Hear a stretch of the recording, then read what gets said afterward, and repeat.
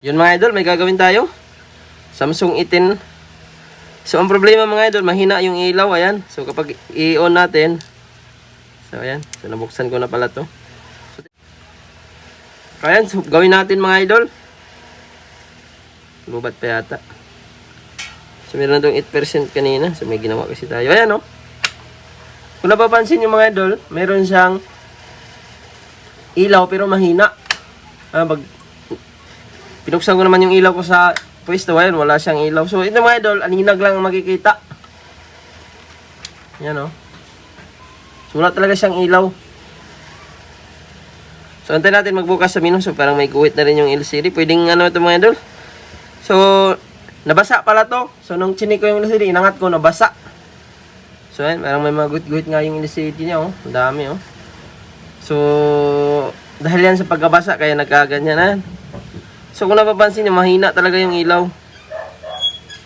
Meron siya pero mahina. So kahit i-brightness natin, ayan, nakatudo na to. Ayan oh. Tudo natin. So wala talaga siya. Mahina siya. So kapag inilawan natin, wala ka talaga makitang ilaw. So tingnan natin kung magawa natin ang paraan mga idol. So ayan, nung binuksan ko yung LCD, grabe naman. Oh, namuti. Ang sabi niya, bigla lang daw nagkaganito, hindi naman daw nabagsak, pero yun pala, nabasa. So ito yung mahirap sa mga nabasa mga idol, nasisira yung mga flex or yung LCD. Kaya yung cause ng magkaguhit-guhit or mag-widescreen dahil po sa kalawang sa ilalim. So kagaya dito, ayan oh. So kinalawang yung backlight flex. So duda ko dito, ang kinalawang din dito, yung pinaka backlight sa pinaka LCD. So hanapan natin to ng ano ngayon mga idol. So pwede natin to ilipat ng ano. So kaso lang may guhit na yung LCD. At least mapalakas pa rin natin yung ilaw. So subukan natin to hinangin. Pag hindi pa rin, palitan natin ng filament or yung pinaka, ito yung pinaka ano niya mga idol, yung dito nakakonekta yung ilaw sa pinaka backlight na flex. So nakita na natin, malinis oh. So nahinang na natin. So ang pinaka may tama nito yung pinaka flex talaga. Sana kung mayroon tayong unit dito na sira lang yung LCD mga idol kahit basag, so pwede natin ilipat yung film niya. So pwede na kinalawang yung pinaka backlight ano nito, backlight IC, backlight na ano, yung pinaka backlight niya mismo sa LCD. Yan, testing natin. So hininang natin, so ganun pa rin yata talaga to. Pag ganitong problema, hindi makuha sa hinang-hinang, so kailangan talaga may papalitan tayo.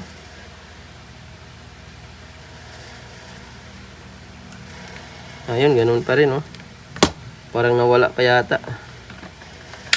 Nandyan pa rin. So ayun, maghanap ako ng LCD na kahit sira mga idol. At swerte tayo mga idol, may nahanap tayong LCD. So ito, pinagpalitan ko na to dati mga idol. Ayan, tingnan natin kung may ilaw to. So dati ko na itong pinagpalitan. So basag yata ang LCD nito sa ilalim. So, wala siyang crack sa taas pero yung ilalim niya nagkaguhit-guhit. Ito naman, umiilaw siya. So nagkalungkot kasi ako mga idol. Ayun oh, basag oh. So malakas yung ilaw niya.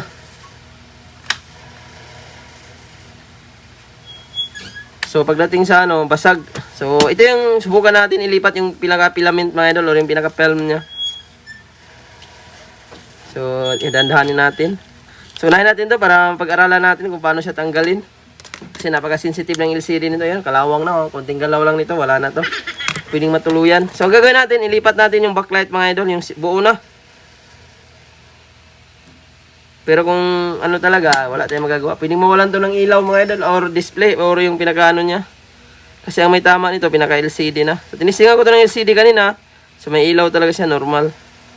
So nakita natin, nakalawang yung LCD. Kaya ito yung subukan natin i-repair.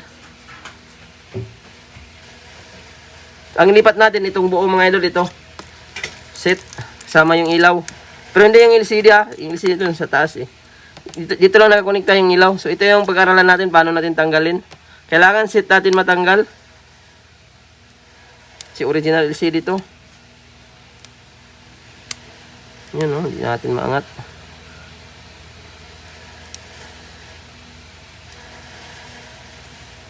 So naiiwan. Kailangan maangat natin ang buo to para hindi magkabitak.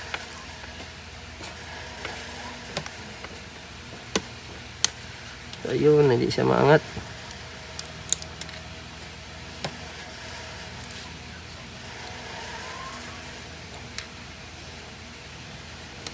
Yan, o. Dandahanin lang natin. Ito, sa palaran to. Kung gagana siya, swerte. Yun.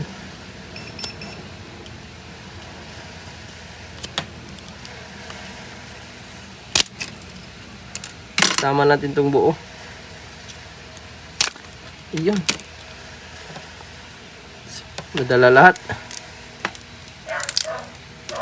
Basta maano lang natin yung backlight nito mga idol.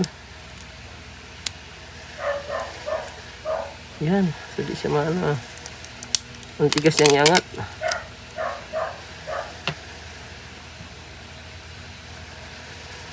Kung masira natin yung LCD nito mga idol.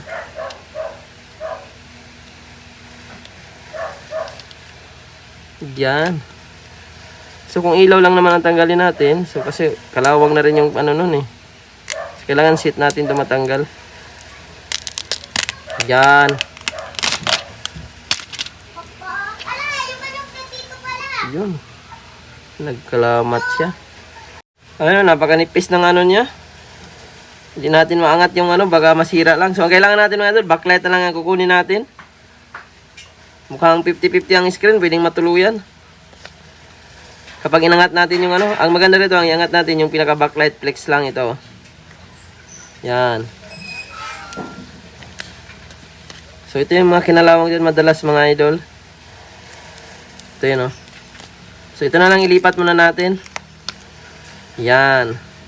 So ito yung napundi doon mga idol, yung ito na yung pinaka ano niya.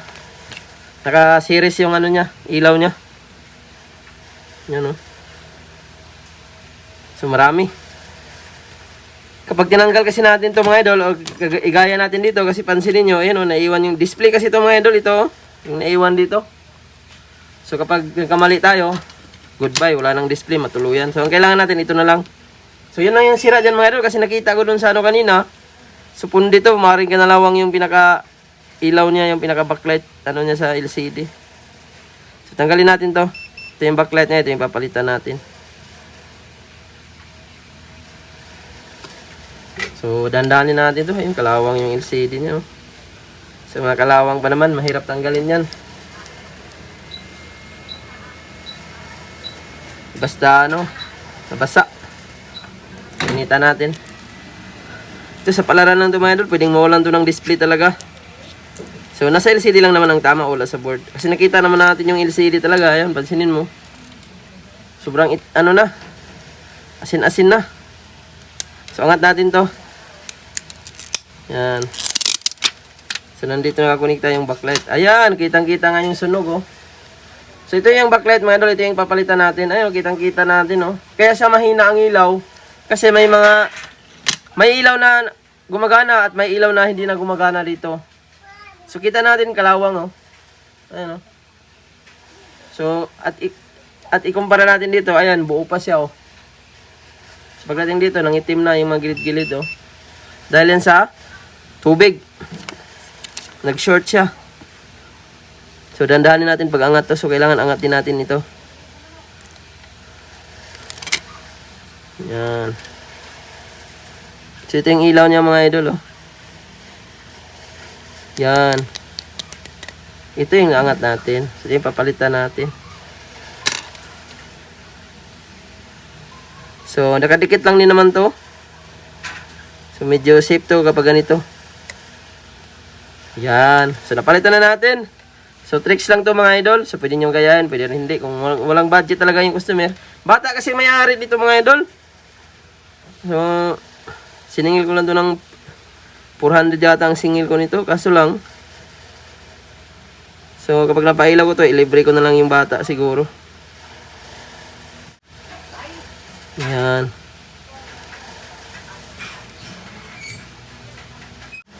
So, ibalik din natin to. So, ito yung nagpapalinaw mga idol, oh. Saka ito, frame. So, tingnan natin kung lilinaw to. So, ito, saan na yung isa kanina? Ito na lang ilagay natin. Yan. Tanggalin na natin to. Kasi ano, kalawang na.